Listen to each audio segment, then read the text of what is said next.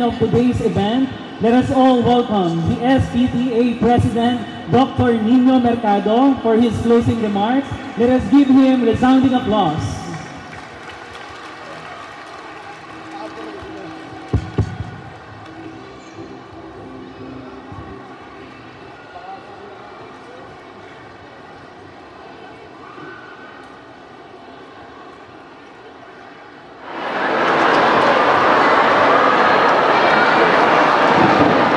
Sa ating pong napakasipag at napakabait na punong guro kay Ma'am Noemi Villegas, sa ating pong napakagaling na San Isidro Admin Office po, si Ma'am Grace, Ma'am Mary Grace Carino po, sa ating mga teaching and non-teaching staff po, sa ating magagaling na MC ngayon, sa mga magulang na narito, mga guardian at mga kaibigan at bisita, isang mapagpalang umaga po sa ating lahat. Ngayong umaga po, ngayong tanghali po, nasaksihan natin ang pagkilala sa natatanging kahusayan ng ating mga anak.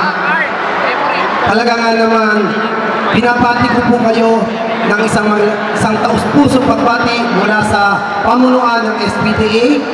Doon din po ang mga magulang, binabati ko din po kayo. Tunay nga po talaga kakaiba ang kaligayahang nararamdaman natin kapag nakikita natin ang ating anak na binibigyan ng pagkilala dahil sa kagalingan nila sa akademya or sa mga aktibidad pa ng eskwelahan.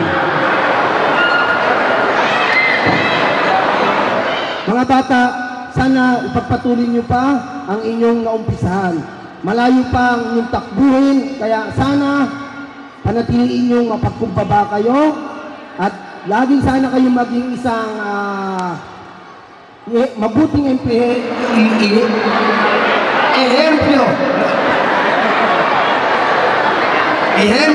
ng mga kabataan. Ako, kinakabahan ako sa totoo lang kasi ngayon ako nakapag-speech ka noon. Maging mabuting sana kayo ehemplo sa mga kabataan at panatilihin yung pagkakaisa tungo sa bagong Pilipinas. Yan. Higsihan ko na lang po ang speech ko kasi alam ko gutom na po kayo. Sana, kaya po nga po pala namin dito ginanap yung recognition nyo is para makahingi na kayo ng regalo sa inyong mga magulang. Inilapit na po namin kayo para diretso na po kayo. Kayo na lang po mamili. Joke lang po. Muli po, on behalf of SPTA officer, binabati po namin kayo. Taus-pusong pagbati po mula po sa mga kasamahan ko. Mag-iingat po kayo sa pag-uwi natin. Maraming salamat po at nasasalamatan ko rin po pala ang mga technical po natin ngayon sa mga nag-arrange po dito. Maraming salamat sa tulong nyo para maging successful ang ating recognition.